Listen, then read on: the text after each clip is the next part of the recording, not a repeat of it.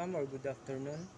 My topic that I will discuss are the Philippine Bill of 1902, the Census of 1903, political parties, the election of 1907, the First Philippine Assembly, the work of the Assembly, Pensionado Program, and the Resident Commissioner. So first, the Philippine Bill of 1902. U.S. Congress passed a law known as a Copper Law. This law approved all the acts of the President of the United States relative to the Philippines. It also provided for a Bill of Rights which guaranteed Filipinos the right of free speech, free press, and freedom to petition for the redress of grievances. So diri na Bill of Rights gitagaan ng Pilipino og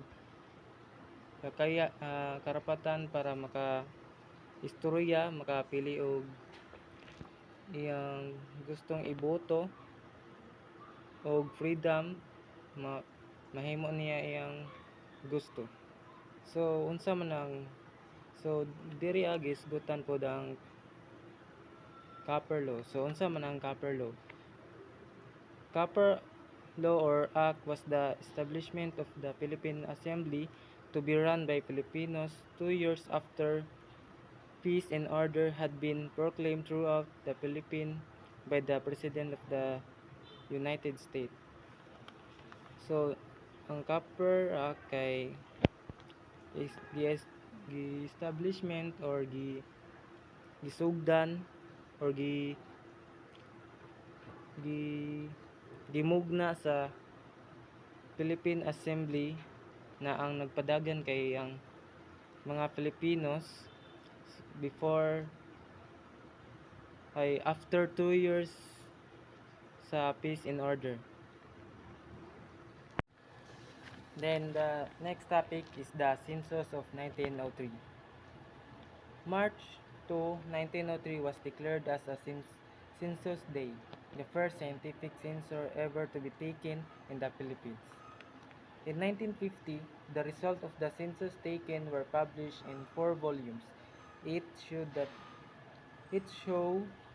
the population of the Philippines as March 2, 1903 was 7,635,426.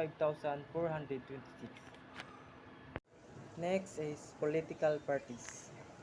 Trinidad H. Pardo de Tavera founded the Federal Party whose platform was based on annexation of the Philippines as one of the states of United States of America.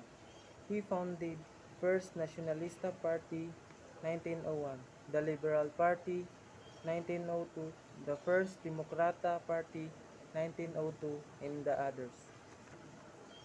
So tulo ka party na gi-mention diri Nacionalista Party, Liberal Party, Demokrata Party. So una to ang Nacionalista Party. So the Nacionalista Party or in Filipino, Partida Nacionalista is the oldest political party in the Philippines and in Southeast Asia, responsible for leading the country throughout the majority of the 28th century since its founding in 1907, being the ruling party from 1935 to 1944. So, naay mga presidente na under aning Nacionalista Party. So, under President Manuel Quezon, so buyer ni siya na under sa mga president. So 1944 and 1946 under President Sergio Osmeña, 1953 to 1957 under President Ramon Magsaysay. 1957 to 1961 under President Carlos P. Garcia, and 1965 to 1972 under President Ferdinand Marcos. So again, the Nacionalista Party kay oldest siya na political party.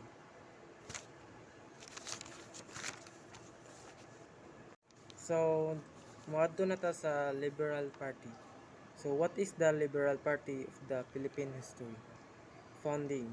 The Liberal Party was founded on January 19, 1946 by Manuel Rojas, the first president of the Third Philippine Republic. It was formed by Rojas from what was once the Liberty Wing of the Nacionalista Party. So, ang Liberty Party daw kay Liberty Wing sa Nacionalista Party. So, meaning, suporta siya sa Nacionalista Party. So, nahimong suporta sa Nacionalista Party. Sunod kay Demokrata Party, also known as Partido Demokrata Nacional, or in English, National Democratic Party, was a political party in early 20th century Philippines. Was an insular territory of the United States. It functioned as a opposition party against the ruling Nacionalista Party.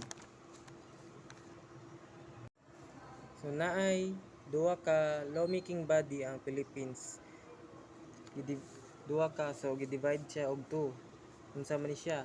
The upper house composed mostly of Americans, and the lower house or the assembly composed of exclusively of Filipinos. So ang upper house daw kay gibuo og mga Amerikano. Nya ang lower house kay puro lang gibuo og puro na mga Pilipino. So kaning duha mo ni ang tighimo og mga law sa Philippines. Next is the election of 1907.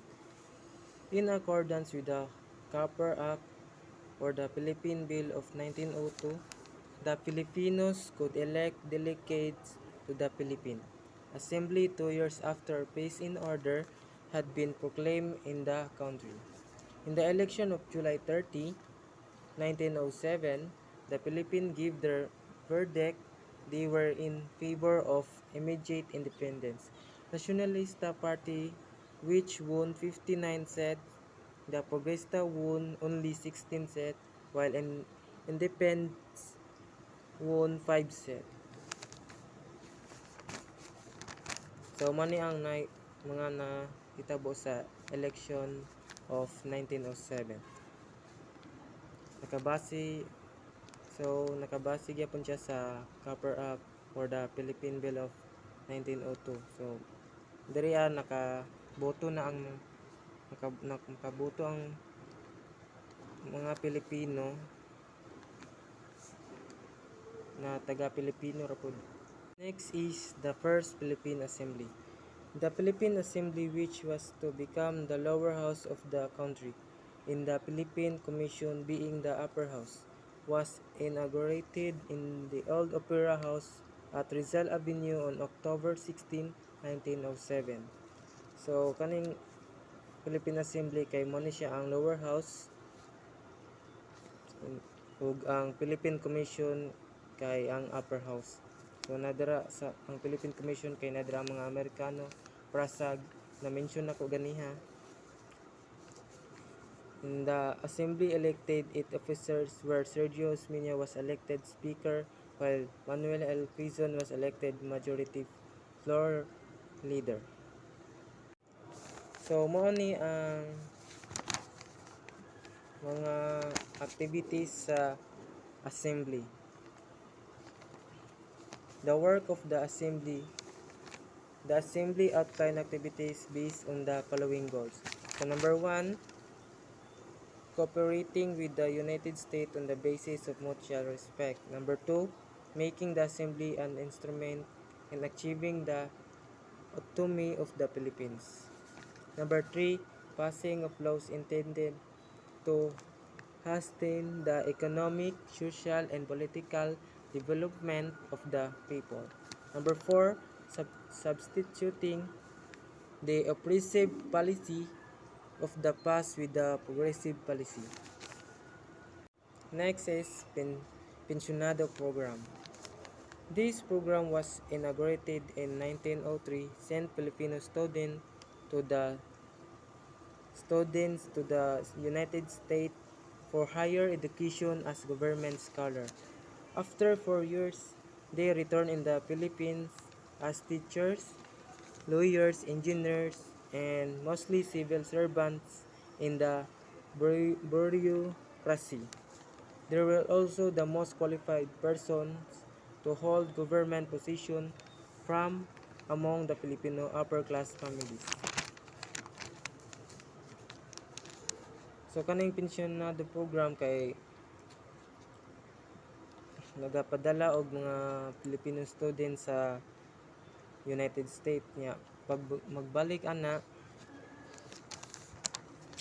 mahimo na sila og teacher, lawyers, engineers o kasagaran kay civil servant. So mo na ang purpose sa pensyonado program. Next is the resident commissioners.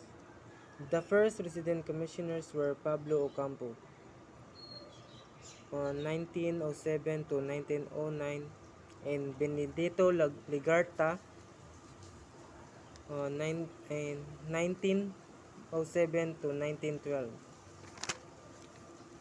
Manuel L. Quezon was elected resident commissioner in 1909 to replace Ocampo. In 1912, Manuel Earnshaw to replace Ligarda. The other resident commissioner were Teodoro R. Yanco in 1917 to 1920, James C. D.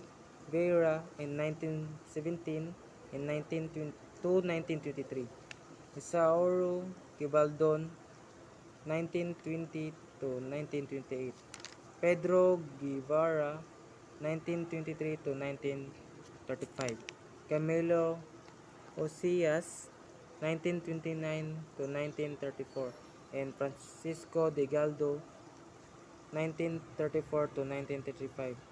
These commissioners worked for laws that were beneficial for the Philippines. So, money ang mga resident commissioners. That's all. Thank you, and thank you ma'am for your time and listening for this video.